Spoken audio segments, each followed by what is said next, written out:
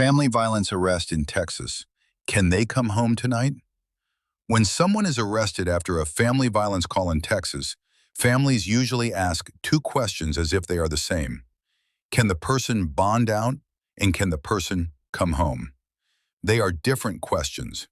Posting bond may allow someone to leave jail, but release conditions may still prohibit returning to the residence, communicating with the other person, or going near a workplace or school. A family may arrange a pickup and assume everyone can discuss the situation at home, but if the written order says stay away, that plan can create another arrest. The first step is not guessing what normally happens.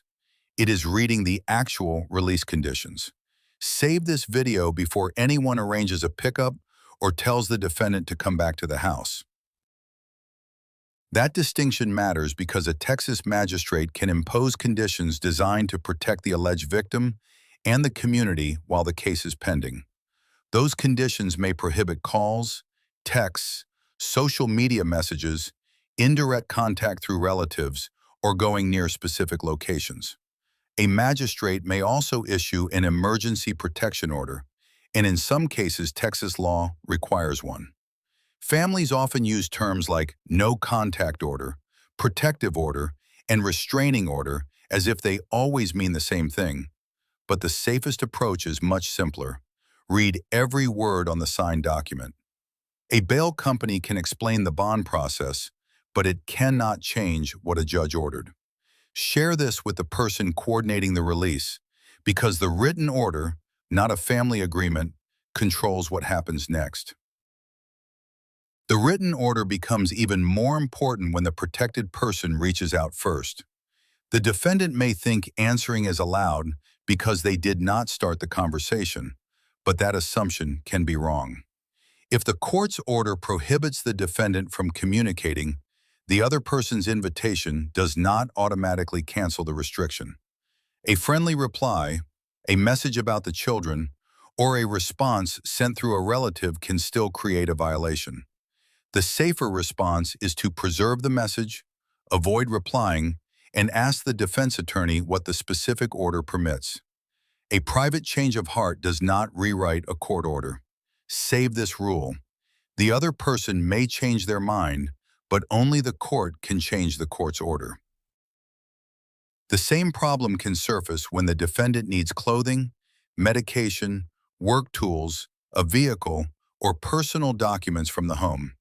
A person may own the house, pay the rent, and still be prohibited from entering. Imagine receiving a message that says, "Just come by for 5 minutes and get your things." If the release order requires the defendant to stay away, that 5-minute visit can put the bond at risk. There may be lawful ways to retrieve essential property through an attorney, a court-approved arrangement, or coordination with law enforcement. The important point is to arrange it before showing up, not after a new problem begins. Send this to anyone tempted to solve a property problem by ignoring a stay-away condition.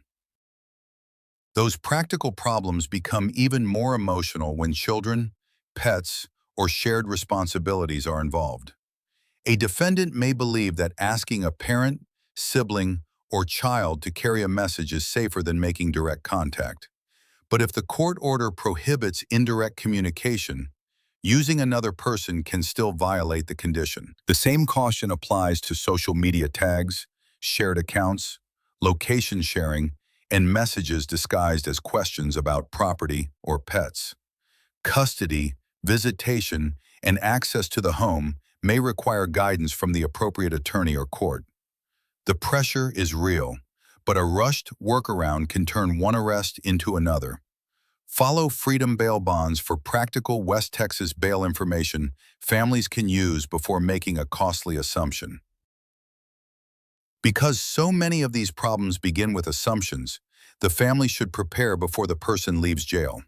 Confirm whether bail has been set, whether other warrants or holds exist, and whether the release paperwork includes contact, residence, travel, alcohol, firearm, or electronic monitoring conditions. Identify where the defendant can safely stay if returning home is prohibited. Make sure one responsible person receives the paperwork and keeps a copy. Most importantly, do not rely on a relative's memory of what someone at the jail supposedly said. The signed court documents control, and questions about their legal meaning belong with defense counsel.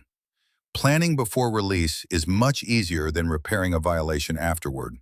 Save this as a pre-release checklist and share it with the family member handling transportation. So, can a person arrested in a Texas family violence case bond out? Bail may be available after the required judicial decision, but the amount, timing, eligibility, and conditions depend on the charge, criminal history, safety findings, and other warrants or holds. Can the person come home tonight? Only if the written release conditions allow it.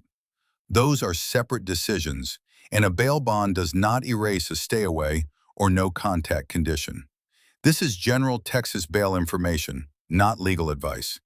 If someone has been arrested in El Paso County, West Texas, or the Permian Basin, Freedom can explain the bond process and what information the family needs to begin. For 24-hour bail help, call Freedom Bail Bonds at 915-265-5650.